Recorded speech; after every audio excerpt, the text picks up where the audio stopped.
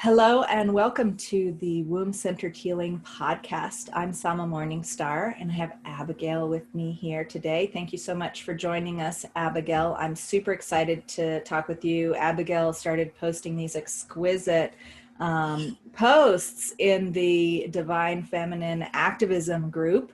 And I immediately was like, we've got to get together and have an interview because I just really love what you've been sharing about spirituality and sovereignty and all these wonderful things. So I would love for you to introduce yourself more and share with us about your womb-centered healing journey. Thank you for having me. It's exciting to be here. So yes, my name is Abigail Mensah-Bonsu, and the way I describe what I do and who I am in terms of my work is that I'm a divine feminine activator, a multidimensional healer, and the biggest part of it is activating people. At least I should say right now, what is coming up, the biggest is activating people to their highest perspective, their higher self, their sovereign divinity. So a lot of my work has to do with a DNA activation, get you going from the core, from the cells, reconnected, realigned. And the healing part comes in where I get to channel the divine energy through me, and however you need to receive it comes through. I do clearance. I teach a lot of meditation, and the way I describe my meditations, they're dynamic meditations, which means that it's not just about quieting the mind and sitting there. It's about being aware, consciously aware about the purpose of that meditation. What are you connecting to? What are you doing? Who are you calling in? So there's a dynamic relationship in those meditations. And those are just a few ways that I work with people. I do coaching sessions, one-on-one, especially group sessions every now and then. I'll put that out there, but especially one-on-one because each person is on their own journey. And I found that people love to work with me on a deeper level. So they tend to be drawn to me with the one-on-one than the group sessions. So that's a few ways that I work with people and a little bit about what I do. In terms of womb-centered healing, so I want to start by sharing my own birthing story. And then we're just going to go from there and see what comes through. And I'm starting from there because it is part of the catalyst of what brought me to where I am right now. So originally I was born in Ghana, West Africa. And when I was born, my mom told me this story and I almost fell off the chair. Like, wait, what? What did you just say? When she gave birth to me, I was born dead. And the midwife and everyone around her, like even her, they all gave up on me. And my grandmother rushed into the room, grabbed me from the midwife. And then back home in the villages, usually we have like a fire in the center of the courtyard. There's like usually different houses that connect with each other. And at the center, they will have like a bigger fire for the everyone there.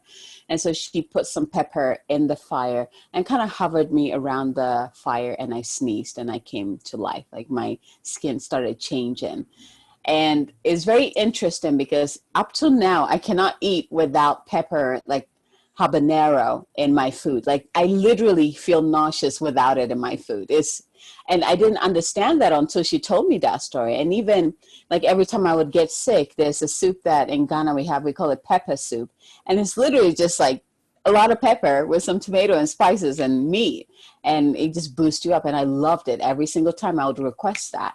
And so when she said that story, I was like, interested. Okay, then. Interesting. Yeah. And so, but after that story, for the longest time, I didn't want to be here on this planet. I was actually quite angry at God, as if like he pushed me to come here. I mean, he did not. We know that. Like we all choose to come here. But during my time in the mystery school, we did a soul path journey where I was able to go back to the point where I was born, and actually before even then. So when at the very point, and when we were back home in that spirit realm, deciding how we're going to come down, what's going to happen, who we're going to meet, all of that, I was able to go there. And what happens is that I was so excited to come down. Everything is prepared. And the first step was me separating like splitting myself into two. So the twin flame connection there. So splitting myself into two. And when I felt that split, I knew something was, I didn't want to do it anymore. And then I felt the separation from my soul family, that love, that unconditional love. And I felt really alone. And I was like, no, I don't want to do this anymore. And then I started going down the birth canal, and I felt that love go further and further. And the isolation and the grief, like that's a grief that even up to now, it's much better now, but it's been with me. And I had to understand that. So feeling that separation and coming into the physical body, I mean, I rejected it. I was like, no, I want to go back. I don't want to do this anymore. Please, let's cancel this. Cancel, cancel, cancel. And in that soul meditation, I saw Isis come in, and she is the one that brought me back into my body, which through my grandmother, which is an alchemy activation, using the power of fire. And then with the herbal element of the cayenne pepper, which is also fire. So really bringing in the alchemy of fire to bring me back into my body, right? Reactivate me. And it was such a powerful journey. So it wasn't, for the longest time, up until I was 26, I rejected being here. I didn't want to be here. I was literally like an empty vessel here on this planet. And at some point I realized that I was still here. I have a lot of friends who were around me who absolutely loved me. I mean, looking at me from the outside, it looked like I have everything, that I should be the happiest person. But inside, I felt dead. I didn't feel anything. I've had a big smile. I mean, this smile is part of my divine gift. And I had it, and it moved people, it healed people, it uplifted people. But I couldn't connect with that because I wasn't in my body. I was always hovering above my body. I was very connected spiritually, but physically I was still rejected. So at some point at 26 years old, I remember waking up and saying, you know what? I'm still here. So I choose to live.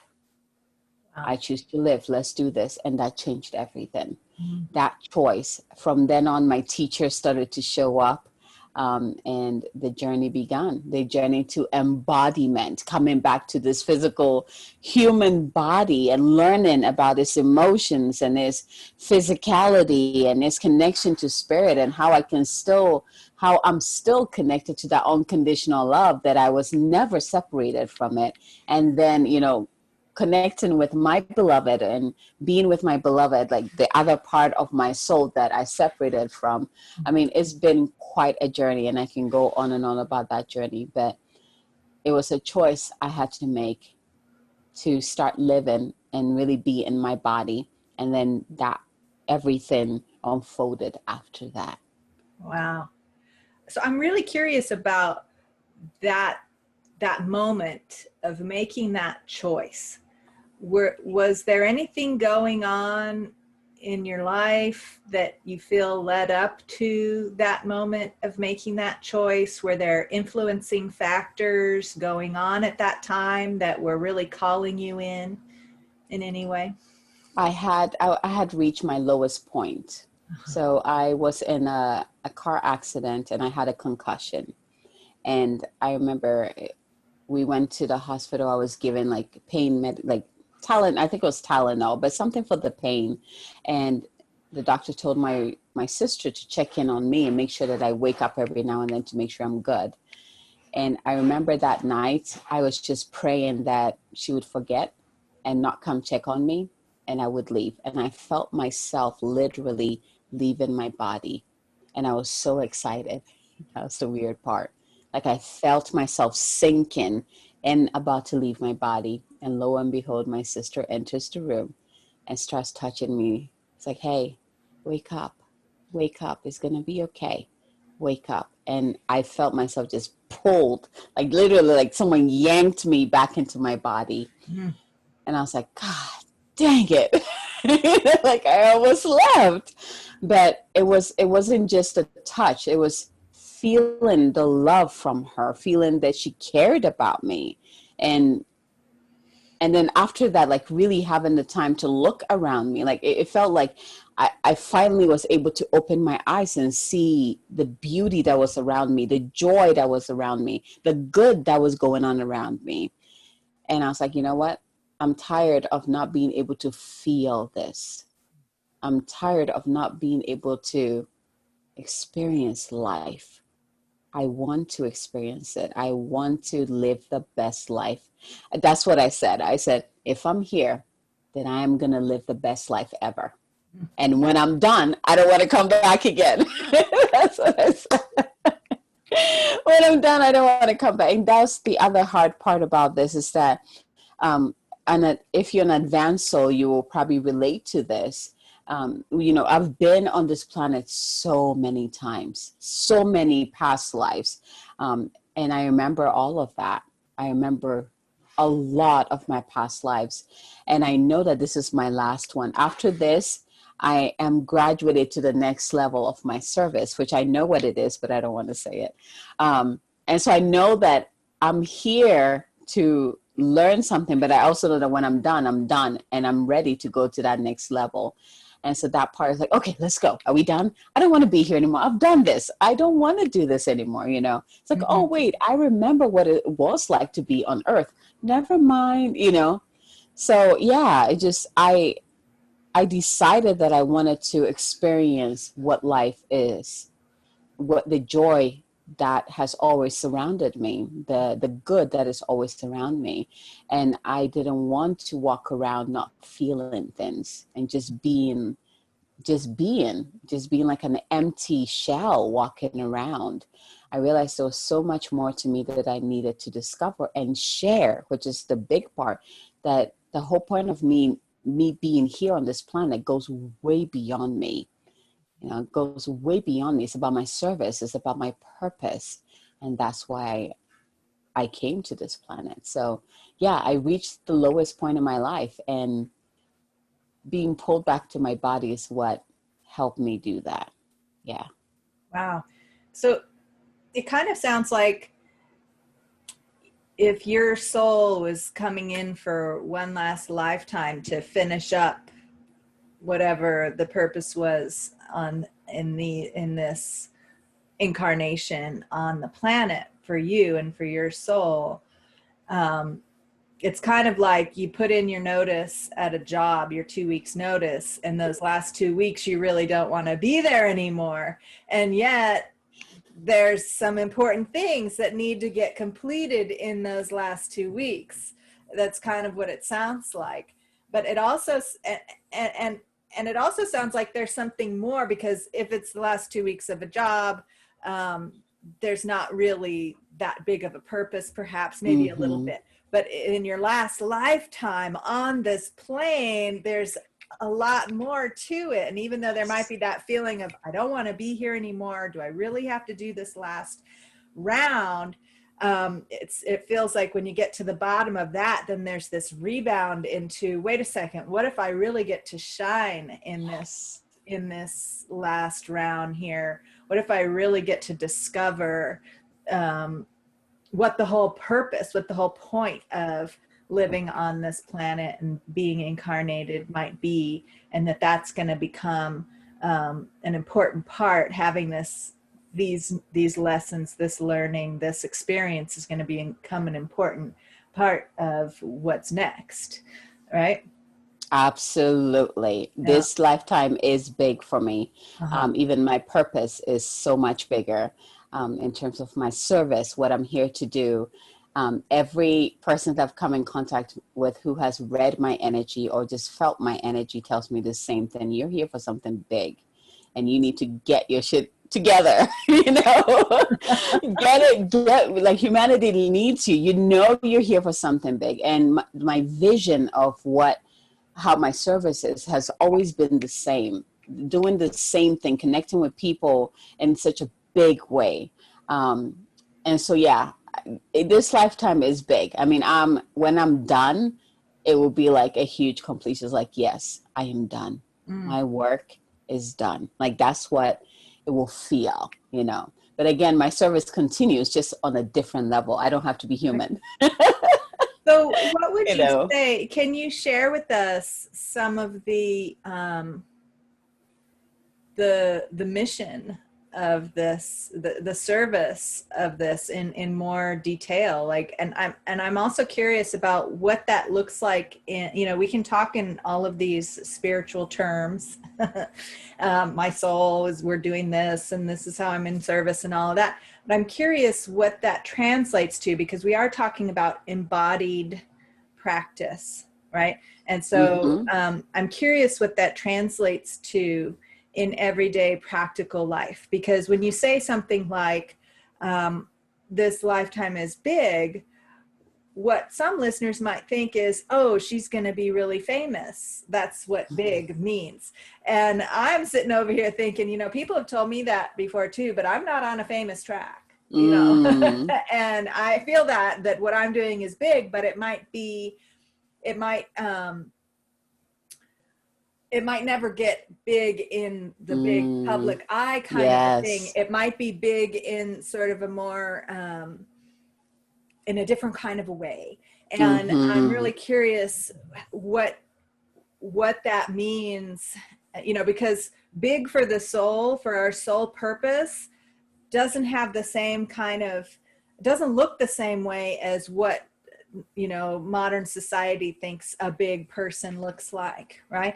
And a big work on a soul level that we're delivering, a big service to the planet and to humanity that we might be delivering, might look very different than what somebody, who's thinking in modern societal terms might consider that to be. So I'm really curious what that looks like for you, what parts of this life have become really important for you as part of your service. So I'm going to share an example, one of the bigger services, and I think I talked about this at the beginning, is the DNA activation portion. When I first learned about it, I felt like it was limited. I felt like I could do more. I remember there's a point where my teacher was even mad at me because I began to expand, because I felt like I needed to expand. I could reach more people. I didn't have to do it the way she was teaching me. And she's like, you got to do the foundation first, and then you can just expand into wherever you're supposed to go. So there's a vision that I've had for the longest time where I'm standing in like an auditorium. Is big. It looks like an outside auditorium. And I'm standing on the stage, and in front of me is just thousands of people. And I'm basically asking all of them to chant Om. And as they're chanting, I'm raising the frequency, and there's like sparks, lightning sparks around them, and they're feeling the charge of the energy. And I begin to activate them and raise them up, the energy up, the frequency up. And some people are like fainting over, and some people really feeling it. Some people are like they're like expressing through their voice. I mean, it's like, even now talking about it, I still have the chills. And this has been a vision I've had for God knows how long, even before I started my journey. And it just gets clearer and clearer as I go. So I know my purpose, my part of my mission is that eventually I'm going to be doing work on that scale. So impacting more and more people with my work. Another example is part of my background training is that I'm trained in acupuncture and Chinese medicine. And I remember in school when we were treating our clients or patients in the clinics, I always felt limited with just putting needles in them. And then it's like just that, needles, and then, or prescribing them, the herbs portion. I felt like there was so much more. But I had to follow, the foundation stuff and learn. And I remember my clients the patients that would choose to work with me in the clinic, they would keep telling me, like, it was over and over, like, I am coming to you because you're doing something more. I know you're not telling me what you're doing, but I feel it. You're doing something more. And when I leave here, I feel better than I come in with. And this continued even like in the workforce. Like, I worked for Planned Parenthood for a long time. And it was the same thing where even in an environment like that, when I couldn't really do my energetic stuff, I would have people come in, and as I'm checking their blood pressure, checking your pulse, they will tell me the same thing. Hey, I know you're doing something. Thank you. Whatever you're doing, I need that. Thank you. And they would feel it, even though I couldn't say it. And so my energy, I've always tried to bottle it up, because that's kind of like how, in a way, I was raised, like being trained, where it's like, this is the path, you follow this path and you do it that way. But I've always felt like the energy, what I was supposed to do with it was so much better than what I was being shown. And so the moment I tap into that, like treating my patients with acupuncture, all of a sudden something else is coming through, through my hands. They could feel the warmth, they could feel the tingling sensation. All of a sudden they're receiving downloads, and they're able to relax deeper, they're able to get clarity, something that they were chewing over for God knows how long. All of a sudden the answer comes in while they're on the table with me, and they would leave. Usually I'll see like angels coming through, or like their grandmothers who have passed on the other side, or someone who wants to bring a message. You'll see them there and be like, hey, this is a message coming through if you want it, and they would receive it. They'll be open to receiving it. And so, yeah, it's always been, my energy has always been much bigger than the containers that society thought I should be placed into. Mm-hmm. So yeah, my impact is to reach more and more people on this planet, more humans, to activate them, to help them discover what it means to really step into your light and be empowered through that connection of you and your higher self, and you and the divine, to bridge the gap between divinity and humanity, right? The other, if you want me to give another example, the other example is, I'm a Virgo. Virgo is an earth sign. And Virgo is also very health conscious, about connected to the body. It's about connecting to the body. Isn't that weird? My journey started out with me being disconnected, and the whole thing is to come back. Yep. Oh man. Yeah. So it's about, the health of the physical body. And in college, I mean, that's what drew me to college, is that the human body fascinates me. And I studied pre-medicine and psychology so that I could dive into the mechanics of the human body and the mind, the brain and the mind, right? To really dive into that. And yeah, so that's another example of where my path kind of gave me a bigger, like, I knew that I wasn't supposed to be a doctor, where again, I'm limited to prescribing medicine and not being able to do more. It's like my backgrounds were stuff that I would be stuck in a container and not be able to expand and really show myself. But through that, I was able to discover that I was meant to do so much more, and to take what I learned and even expand it bigger and use that to help humanity more. Because now when my client comes to me and says, I am having headaches or migraines, I not only understand it on a physical level, I also understand it on a mental level, an emotional level, and physical and spiritual level, right? So I'm able to use all of that to really help humanity get to where they need to go, receive the light and heal. Yeah. And it sounds like you were aware sort of all along about the connection between the womb and this work of bringing the divine, bringing spirit into embodiment here on earth. And I mean, even in the practicalities of working for Planned Parenthood for a period of time. Yes. And I know that acupuncture and traditional Chinese medicine really recognizes the centrality of the womb space. Absolutely. And the energies of the whole being, and has a very developed approach to making sure that that connection is fortified and well. And so I'd love to hear you speak more about that, because, you talked about the bringing the divine in here on earth. And I talk about the womb being the portal for that. That's how we come in. That's how you arrived, was through the womb, even though you were like, no, wait, cancel, delete program, which I mean, I don't know if you've worked with babies, but oh my goodness, there is a quality of infant crying that in many infants, even if they were born live or whatever, you just hear this like, no, sorry, take it back. Didn't mean it. This is not what I signed up for. Get me out of here. There's a quality in that cry, and in those first months of infancy, where it's just like, nope, sorry, totally. not it. But I guess I didn't read the fine print. This is not in the agreement.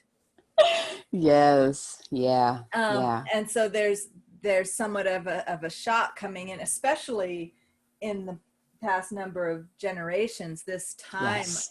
of human development is extremely difficult. Where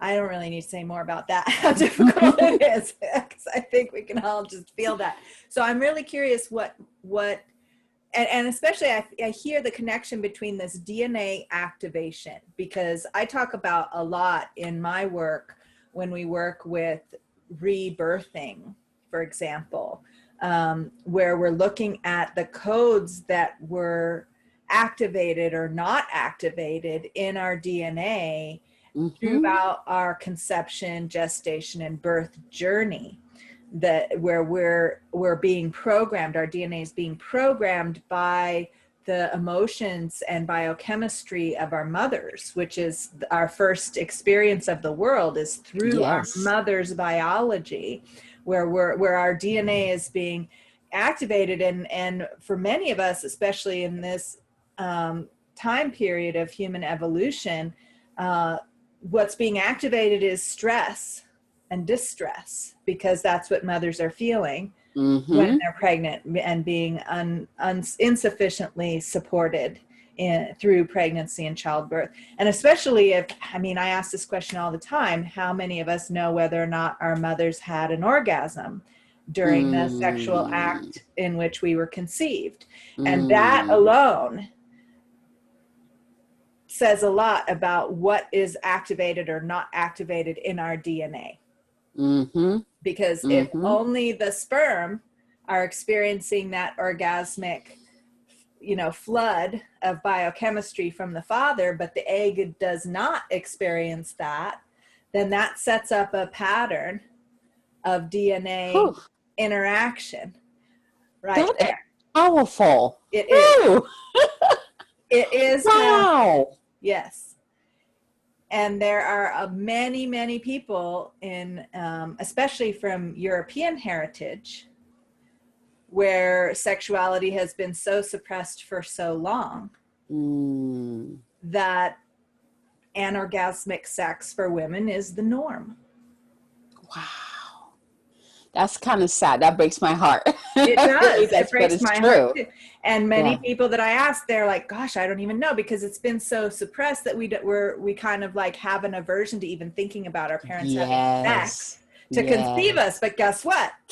That's pretty true for everyone, nowadays though, maybe there was a turkey baster involved or something, I know there's so many ways now. I know. But for the most part, and even hopefully if there is a turkey baster, the mom at least would have an orgasm in the process, I would hope. Hopefully. But then maybe not then either, some people see it as this utilitarian thing. And so there's so much suppression around that. And so I'm really curious what you have to say about all that, and what the biological and practical and sort of, what's the word? What you do in your DNA activation, if you can even describe it. And how can you relate that to our listeners, my listeners here that are used to me talking about this, about the DNA and how it's activated or not activated, what codes are activated? Are we activating stress and distress? Are we activating pleasure and bliss and divine connection? What's being activated when we're in our mother's womb and when we're being conceived, and then throughout our childhood, what's being reinforced? And so I'm really curious to hear how your DNA activation relates to all of that. So my listeners can orient to that. Absolutely. So first I want to describe, there's so many, I feel like in this day and age, since DNA activation surfaced, and in my book, in the co-authored book, I really talk about how DNA activation was in the olden days and how it wasn't accessible to just a common human being. It was only for the kings and the priests, the high priestesses, and the people of higher standards. They were the only ones. You had to be adept in the studies of the higher consciousness, of the higher studies, to even be allowed to get a DNA activation. And there was a reason for that. They were afraid that if they activated the wrong person and they received that much power, they might use it the wrong way. And in this day and age, now it's open because humanity needs that activation, needs to receive that much light and to awaken to their true potential. But there's so many modalities now calling it DNA activation, and not all of them are really tapping into the core of what it is. So what I do, my lineage is connected to King Solomon's lineage, which is the original DNA activation. So when I do DNA activation, it starts out with what I call is like etheric surgery, because what I'm doing is actually from the base of your skull all the way to the mid back. That spinal area there is where I'm operating. Hi, baby. All right, let's see here. Oh, okay. Is it nappy time? Yes. Okay. So, and I'm just going to feed him while we're talking. Wonderful. So that's where I'm working. So you go in there. Well, I go in there and I basically splice the etheric skin open, and it reveals to me 12 codons. These, I want you to think of the oldest DNA strands that I'm working with, and within is the 12 codons. Each codon consists information about your, just like the physical codon, each of them transcribe to either your eye color, your hair color, like if you're going to be a boy or girl, like that whole thing. Well, the spiritual strand with each codon transcribed to something. So for example, there's a codon that connects you to your archangelic lineage. So which archangel you're connected with, which archangel's energy and essence literally flows through you, and that tells you about your purpose in this lifetime. For example, if you're connected to Archangel Michael, you're a spiritual warrior. You're a warrior of light. And usually people who are connected to Archangel Michael will either enlist in the army, or they will fight either the social, the social justice, like the people who fight for those who cannot speak, those who cannot, be represented. They usually go down that path. They are the warriors of light. If you're connected to Archangel Raphael, for example, they're the healers in our community. Whether they're the doctors or the nurses or the EMTs or spiritual healers. So understanding that or activating that codon pulls in that wisdom into your physical being, which is expressed into your physical life as what path you're taking. The first codon, or I should say the 12th codon, is the codon that is expressed as your connection to God. So this is basically you. Think of God or the divine as like this ball of pure light, just right there. It is you inside that ball of light. You're not separated. You're right there with the divine. It's you in that energy. And who are you in that energy? When someone says that we are born or we were created in God's image, this is where it's starting from. And with that codon activated, you begin to understand who you are from that perspective. You begin to understand who you are as really a goddess or a God essence, right? Expressed in that divinity. It's like this is my divinity, and now I can pull it down into my first codon. And the first codon is our root, our connection to our ancestors. It's our physicality, it's our bodies. And of course, that's the codon that in majority of humanity is deactivated because it is the densest one. And light travels from the 12th into the first codon. So now it makes sense why it takes so long for that to happen. Most people don't even have any light in that codon. So as I'm activating. I just had a couple of questions about that, because you Yes. said that the area that you're working energetically is from the base of the skull down to the middle of the back, like yes. at the kidney level or higher? No, upper back. So Upper the back. upper back, Okay. yes, So it's like, is it 12 vertebra? Is it related yes, to the vertebra? Okay. So the first mm-hmm. 12 vertebra from the top of the neck all the way Yes. down, from the atlas down. And so I'm curious, are there DNA codons lower down in the spine, like all the way down to the sacrum? No, so think of it as energetically, they all are housed in that first section. The way they're expressed, now it can go lower, but I believe it's up there because there's a reason to it. When I look at the spine, it looks like a crystal spine to me, if that makes any sense. And then you have the codons up there encased in that crystalline energy and holding all that light out there. And then it gets kind of channeled down. If you look at the spine, if you've seen the human spine before, you have all the bones and at some section it stops and then it's just pure nerves emanating out to different areas of the body. And it's kind of like that concept there, where it's housed out there, and then from there it kind of separates into light channels into the different areas of our being. Yeah, that's the best way I can explain that. So Yeah. so we can kind of see a map of that if we look at the physical nervous system. But the spinal column goes all the way down. But Exactly. but you're saying that top of the spinal column closest to the brain um, Yes. is there, and then it starts to branch out more, and it does go, the spinal column itself does go all the way down, but it's sort of sending the messages from that upper part Exactly. all the way down. Yes. Mm-hmm. And the reason why it's up there is because again, that's the closest to the light.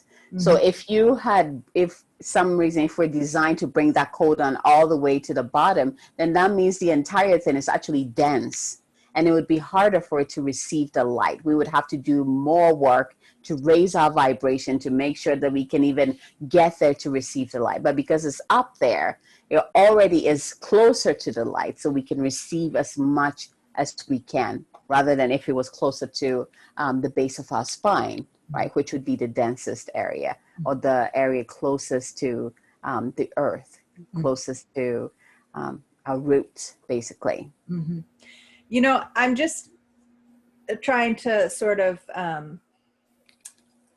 see, because you talked about how there's lots of different approaches to DNA Yes. activation, and I feel that the womb is a powerful portal for DNA activation. Mm. If we can activate our womb power, which I think I started to hear you say, if our wombs are infused with light, then it's not as dense. Mm-hmm. And so many people have such dense attitudes and belief systems about the root and about the womb space in general, that I feel like when we heal that, then the womb becomes this powerful portal to be able to bring light all the way down, and or even generate another kind of light, a divine light that's fully embodied. And so I'm kind of seeing the potential for these. There's a lot of people, there's a lot of lineages I feel that work with this upper area, right? The upper chakras, and this crystalline spine energy. You're the first person I've heard about that from, but it seems perhaps related to that. And there's a lot of people that work with these upper energies. But a lot of Mm. times they're going up. And what I'm hearing you say is you're bringing it in and down. And it feels like, oh, this is a potential for the work that I'm doing of awakening the light that's intrinsic in the womb space Yes. and lightening that up, that can weave together again. And what if it is possible? What if there are codons or something in the lower part of the spine, and maybe they are just really dense because of Mm. the way we are in our human evolution right now, and that perhaps as we're bringing these activated codons, as you're bringing these activated codons down from above, that will fortify the connections and lighten up the density, all the way down through the spine, because if the nervous system is a map for this, that spinal column, that spinal cord does go all the way down, and there's a nerve that goes directly from the womb to the brain. So I see where you're coming from, but I don't Yeah. want you to think of the DNA activation working with those upper ones as in like that means that it's only upper chakras or upper energy. Okay. No. So it is a way for you to imagine how the energy or the high frequencies enters into your physical body. But just like, I mean, when you look at the DNA structure, because you're dealing with the DNA structure here, you know, we have the physical and the spiritual, and you're activating the spiritual codons in the spiritual DNA, which overflows into the physical. So if you're looking at the DNA structure, it's not just up here. It is everywhere. Exactly. Yeah. Exactly. So think of it. I mean, we always say that the gateway, our spiritual gateway, is back here. Yeah. There's a reason why it's back here. Yeah. Because it's easy for light to enter the physical body through there. So I want you to think of it that way. Right. That's the one spot where the spinal column is not fully encased by bone. So we can receive light directly. I mean, actual light from the sun, from the moon, from the stars. Yes. And then so you're saying that this upper part is where our spiritual DNA is sort of housed because it's the closest to where we can receive light. That's where light can enter very easily. Right. Because just like the physical DNA is not just housed there. We know that it's everywhere. Yeah. The spiritual DNA is right next to the physical DNA. So wherever you find the physical DNA, the spiritual DNA is there. We just access through there because it's easy for you to open up through there and receive as much light as you can. Versus if we went through the base of your spine, it's more dense, it's more fused, right? More connected. It'll be harder for you to really receive that such high frequency and try to embody it through there. So this way you receive it from where you're more open to receive such high frequency, and then it can trickle down to wherever it needs to go. In a way, I see it as a gentle way for your body to be able to integrate what it's receiving from that spiritual realm into physical realm. Yeah. Well, I'm just feeling a lot of inspiration about hearing you share about that, and what I feel so inspired to bring in my work, which is the womb's ability to receive spiritual energy. Oh, yeah. I call it the lower mouth. We've got the upper mouth and the lower mouth. And it's, yes, the spinal column is very much encased in bone there. So, but the womb is right there too. And so I'm just, I have a big curiosity now around the connection between the DNA activation kind of experiences that people can have through womb-centered work. Yes. Where you're actually working with the physical location of the womb and in the belly and in the pelvis, and working with healing the womb itself biologically to have access to the powers of the womb itself. Yes. In along these same lines of activating our DNA through the womb, and how that relates to that. I'm just big curiosity right now. So about that. I want you to think about this, like the DNA codons are not, for example, it's not like this codon is specific to this organ in the body, right? Yeah. They're channels within themselves, and when you activate all 12 codons, it activates all the other energy centers within your body. They're all connected that way. So for example, me activating your 12th codon, I can't just do that one and then say you're activated. Then you're missing out on all the other codons and all the information that could come through each of those gateways or portals. So when you activate all 12 codons, the light goes into all the different portals or energy centers that are connected to our main strands, our main information center, basically. Yeah. So the womb, now I see the womb very differently, as in like it is a source. I mean, we know this is a source of creation. It's very connected. There's a reason why it is located where it is. It's very connected to Mother Gaia, right? It's about the void. It's about where creation begins, right? And in order to activate that, I feel like there's a system where you need to understand your connection to Mother Gaia.